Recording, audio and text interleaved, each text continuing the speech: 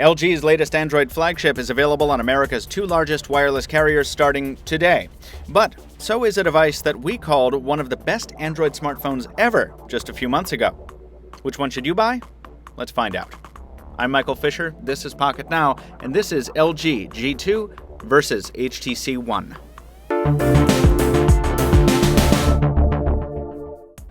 With so many glaring contrasts between these phones, we hardly need a preamble, so let's just jump right into hardware. The HTC One, which we covered extensively several months back, continues to set the standard for how a premium smartphone should look and feel.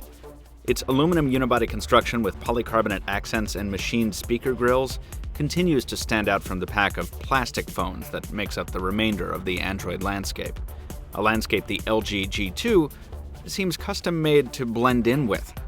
The G2 is almost exactly the same mass as the One, but LG has ditched the glass construction of its earlier Optimus G in favor of a glossy plastic build we're familiar with and, frankly, tired of.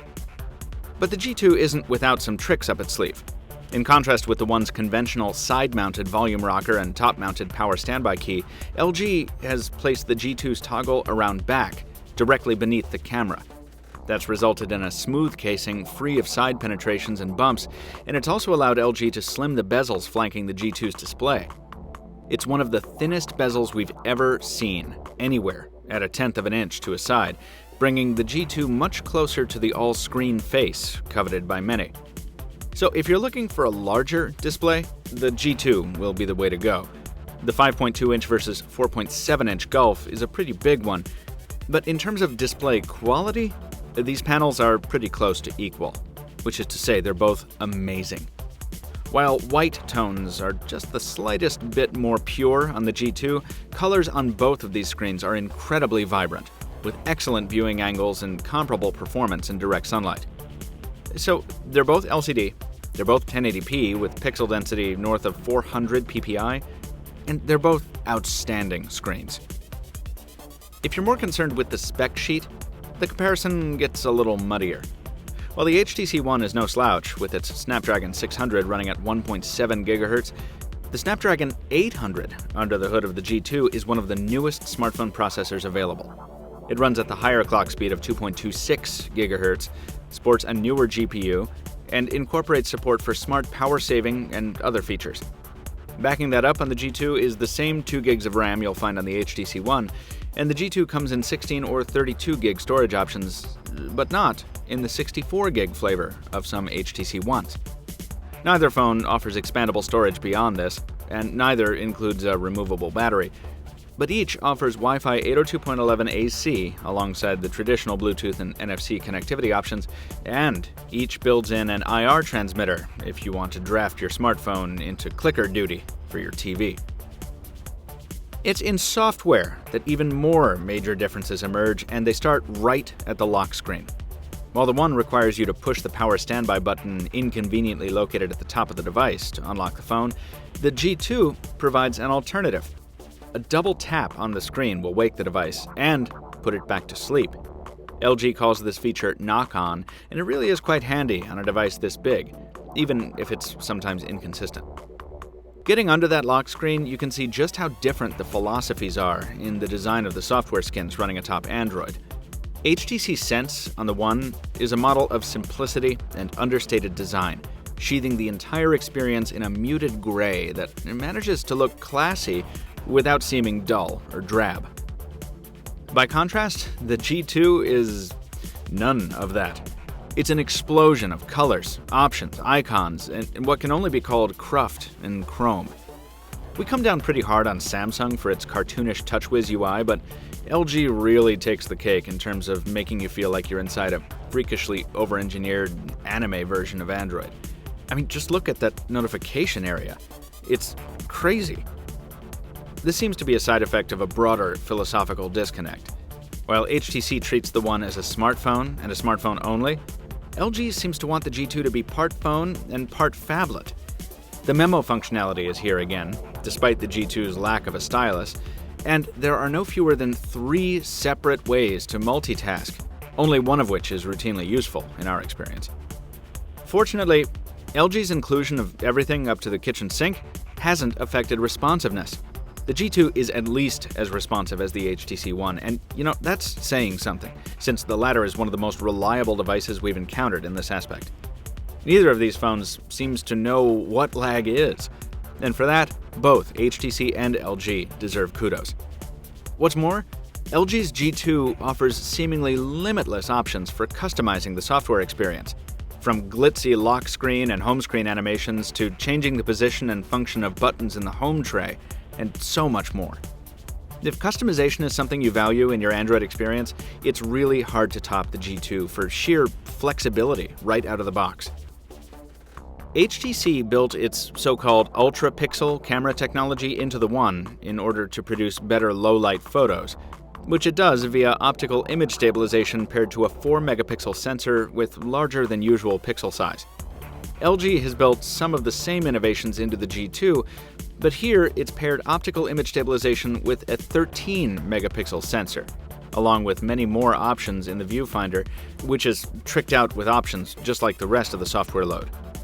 Particularly notable here is manual focus, which we don't see much outside of Nokia's offerings, and it's great to have here. Putting the still images side by side, the G2's superiority becomes apparent.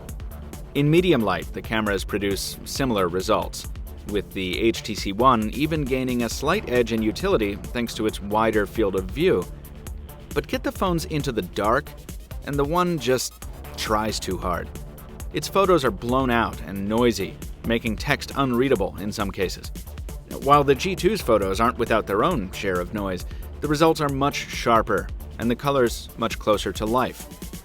That remains true indoors, where the G2 consistently produces the cleaner, crisper shots, even in its default out-of-box shooting resolution of only 10 megapixels. Put simply, the G2's camera is much better than the One's in still mode. Video performance in 1080p resolution is a little harder for us to judge, so we'll leave it up to your own eyeballs. Here's some samples. Comparing the video recording capability of the HTC One and the LG G2, the global unbranded version. Both of these devices feature optical image stabilization, but the HTC One has a 4-megapixel ultra-pixel camera, while the LG G2 packs a 13-megapixel unit. Settings are out-of-box defaults on each. As we tested the G2 and the One on two different networks in the greater Boston area, we won't compare them directly in terms of network performance. You'll have to wait for our full review for our thoughts on the G2's voice quality, but it's worth noting that historically, the One has bested almost every other smartphone in this regard. That superiority doesn't translate to endurance, however. We got over 27 hours of mixed use out of the G2 on its first charge before it gave up the ghost. The HTC One has never given us endurance anywhere close to that. Again, wait for our full review of the G2 for more detailed battery info, but between these two devices, the G2 is the hands-down winner, and that holds true in most of our benchmark results as well. If you've got room in your heart for one more reversal, though, the HTC One turns right around and spanks the G2 in terms of external audio. Boom sound is called boom sound for a reason. The front-firing speakers on the One deliver louder sound than the bottom-mounted speakers on the G2, and the sound is also richer, fuller, bassier than the somewhat tinny output on the LG phone. The HTC One remains the device to beat.